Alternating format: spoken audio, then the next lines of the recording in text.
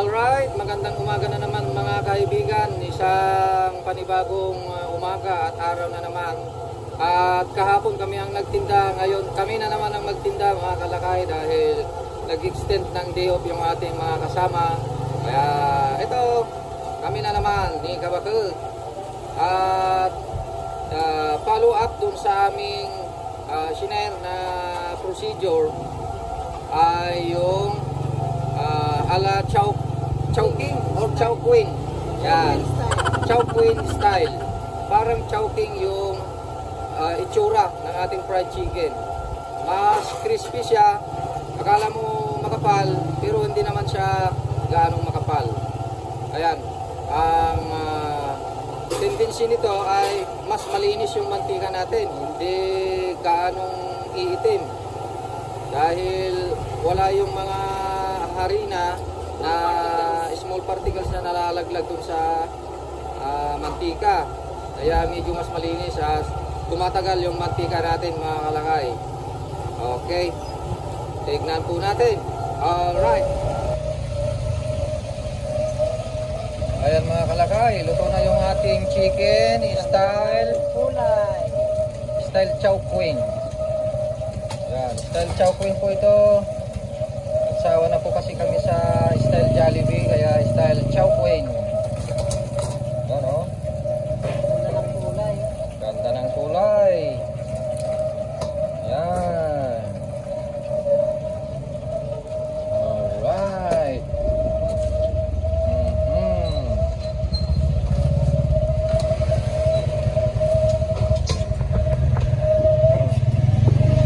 Ayan, kung bakit po style Chowking po ito ay iba po yung procedure nating ginamit mga kalakay, kaya ito ipapakita namin kung paano namin linuto ito. So imbis na original recipe yung ating ginawa, dry wet dry, yan yung ating original recipe, dry wet dry. Ginawa nating style Chowking. Style Jollibee. Oh. Yan, tignan na natin yung pagluluto ni Kabakal. So, ganyan po. Oh. Ayun. Sinausaw sa tubig na mayroong konting breading mix. Yan. So, bali ang nangyari po dito, itong ating potted na chicken ay dry wet dry po yan, pero sinausaw pa niya sa tubig na may konting breading mix. Yan. Kaya iba po yung procedure na ito. Bali pangatlong araw na natin ginagamit ito. Oo, pangatlong araw na ito eh. Kaya malinis yung mantika, maputi pa rin siya, hindi siya umiitim. Tsaka gustong gusto din ng mga customer natin eh, kasi nag-iba yung texture, lalong nag-crispy siya, super crispy. At yung mantika nga, gaya ng sabi ni Kabakal, ay mas malinis,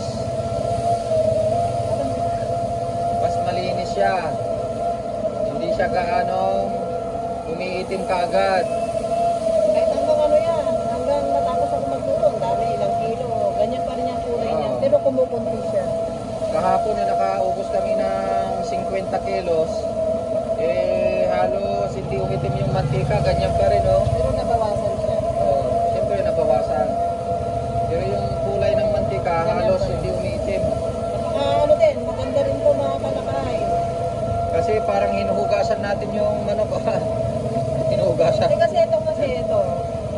Ibig sabihin, wala siya nalalaglag o kaya hindi umiitim yung ano, malinis yung mantika. Oo, tama. Ganyan no? Yan o. Bali, kumakapit siya. Wala nang nalalaglag na breeding. Kasi, magaling maglaro ang isip ni Kabakal. Oo, napupunta na dun sa butter mix. Ayan, tips na naman yan mga kalakay. Napupunta dyan sa may tubig o. Bali, nagiging butter mix na po yan. Pero hindi siya kumakapal ah. Malabnaw lang po ito. Ito, malabnaw lang. Halos parang tubig lang. Yan, parang tubig.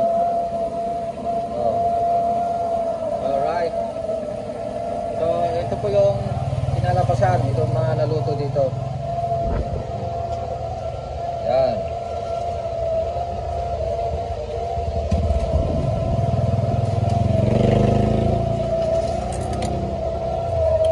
Hindi naman siya makapal eh. Oh, hindi siya makapal. Pero sobrang crispy niya, sobrang crispy talaga. Parang sa Chowking. Pagka kumakain kayo sa Chowking, akala mo makapal. Yan. Yan. Bali, itong chicken natin, 25 po ito. Maliliit lang na cut ito. 25. Dito, meron pa tayong mga ritaso dito. Tigsa 10 lang. Ang luto naman nito ay dry wet dry. Kaya ganyan, no? Parang Jollibee. Mga ulo, lieg, mga ritasong maliliit. Yan. So, dry wet dry po yan. Okay. Yan ang pinagkaiba, oh. Dry wet dry, tsaka Chowking style. Maganda yung kulay niya, eh. Maganda. Ayan, so ayan, after a few minutes, mga 5 to 6 minutes na nagsilutangan na mga kaibigan, oh. Nagsilutangan na. Ang ganda ng kulay, tsaka texture niya, tsaka ang bango. Oo, ang bango niya talaga. Mas mabango pa yan kaysa kay Kabakit.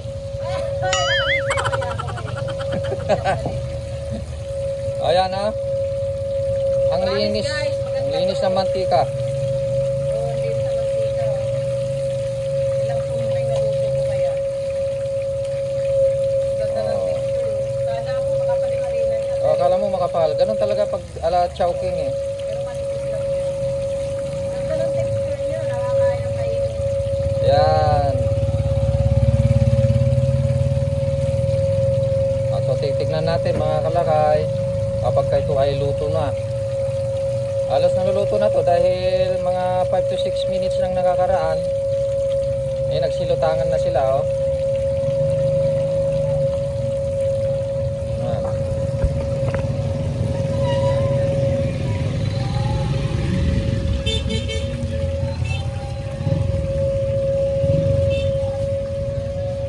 Yan yung aming mga dalang marinated, oh. Marami na ako naluto eh, ilang sumpeng. Punong-puno yan kanina. Meron pa dun sa balde, oh. Puno ito kanina eh.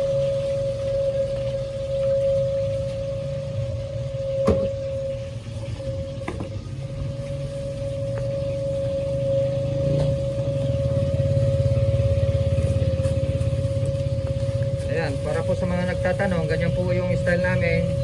Nilalagay namin sa plastic o supot. Bale, 20 piraso yung isang supot. Kaya madaling bilangin. Bibilangin mo lang kung ilang supot yung dala. Ayan, alam mo na kung ilang piraso lahat.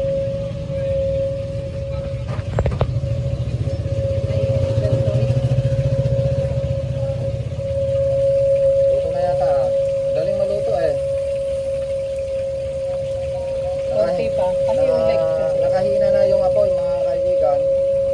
Dahil after 45 minutes ay talagang pinapahina natin yung apoy. 45 minutes? 4 minutes to 5.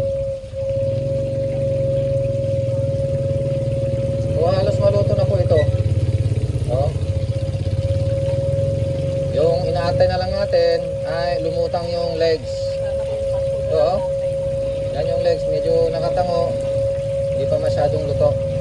Pero itong mga ibang parts, wings, mga breast, at ibang parts ay halos luto na kasi nagsilutangan na, oh.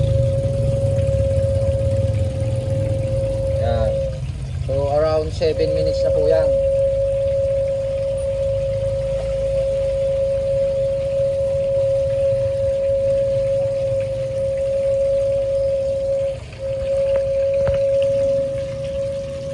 So habang inaantay natin na hanguin yan mga kaibigan ay gumagawa ng chicken skin kapatid. Ito, oh. Yan yung chicken skin. Isalitan po natin na niluluto ito.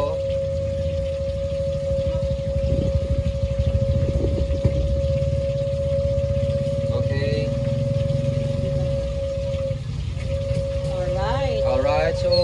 itong isa lang. Pagkahango ng ating chicken parts, isusunod natin itong chicken skin. Ready na po ito. Isang coat lang po itong chicken skin. So yan po yung diskarte namin. So inahango na ni Kabagat. Dahil talagang luto na po siya.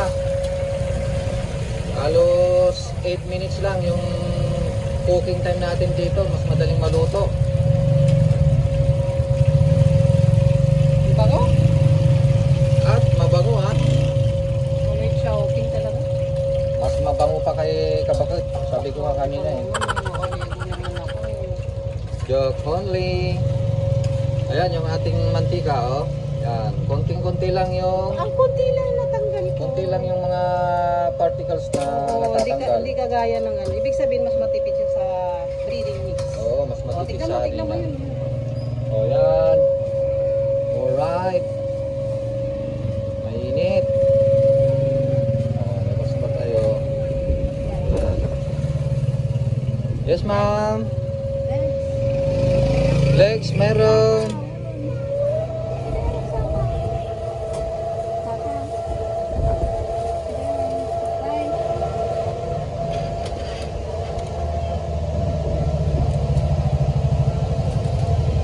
Ayan, nakabenta ulit tayo. Ayan o, sobrang crispy o.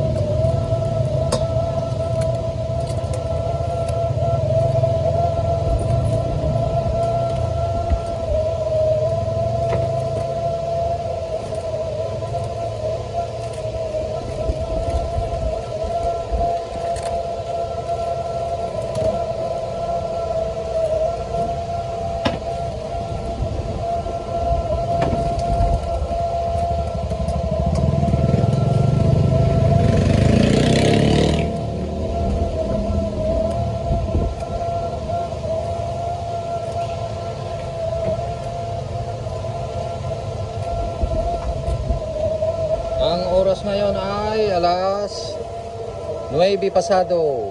Ayan. Wala pa tayo sa peak hours mga kalakay. Kaya bilisan natin ng pagluto. Yung buntuunan natin yan. Ay, Ilocano yata yung buntuunan. Ilocano ba yung buntuunan kapag? Anong Tagalog nun? Kailangan ano yun, mapuno yung sa kaparati mo. Yun lang ang alam ko doon na term. Oh, puno. Nakawaan na ako sa'yo ng Ilocano eh. Ayun, may bibili na naman. Nakakahawa ka eh. Yes, ma'am. Tinda muna tayo. Hindi ko mahawakan yung camera pag nagtitinda ako eh.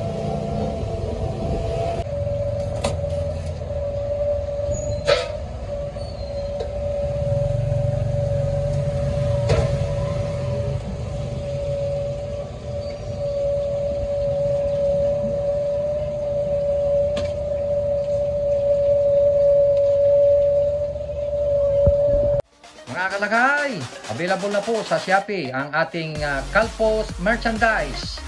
Available na po ang marinated mix at ang ating breeding mix.